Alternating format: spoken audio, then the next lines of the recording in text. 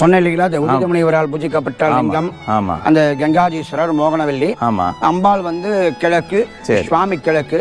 சுவாமிக்கு பின்னாடி தான் அந்த நந்தி இருக்கு. சரிங்க. அந்த நந்தியிலேருந்து ஜலம் வந்து அந்த ஊற்றுப்பாங்களுடைய அமைப்பு வச்சு நந்தியை அமைச்சு அந்த நந்தி வழியா ஜலம் வந்து வெளியில நந்தியில குளிச்சு அந்த மகரிஷினுடைய மகன் கார்க முனிவர்களுடைய சாம நிவர்த்தி பெற்ற இடம் தான் அந்த கங்காதீஸ்வரர் ஆலயம்.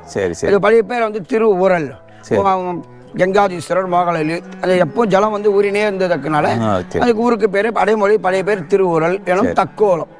அதுதான் அந்த பக்கத்தில் இருக்க அந்த கங்காதீஸ்வரர் ஆலயம் போய் தரிசனம் பண்ணிட்டு வந்துடுறோம். இருட்டா இருக்கு, உள்ள போய் லைட் போடணும். எங்கடா அங்கே தண்ணி வருதா? ஆமாம், சத்தம் கேட்குது. லைட் போடுவோமா? என்னங்க இது ஒரு வித்தியாசமான அனுபவமாக இருக்க. யாருமே இல்லை, நம்ம தான் வந்து லைட் போடுறோம். வாங்கயா.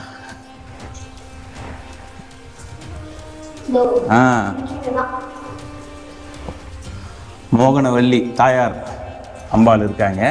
கிழக்கு முகமாக மோகனவல்லி இருக்காங்க. அற்புதமாக. அங்கே எங்கம்மா? இதோ இங்கே இருக்காரு. அடடா அடடா, அற்புதம். தண்ணி வருது, இருங்க. தண்ணிய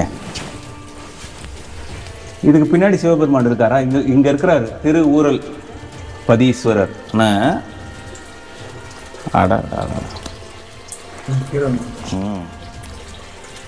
நம்ம வந்து தண்ணியை தெளிச்சிக்கலாம். இது உள்ள போதா கையை? ஆமாடி. ஓரளவுக்கு ஓரளவுக்கு போகுது.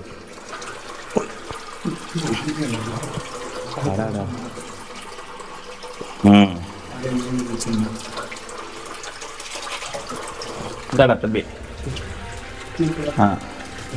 அடாடாடாடா, எவ்வளோ அற்புதம். நந்தி பகவானு தொட்டு கும்பிடலாம்.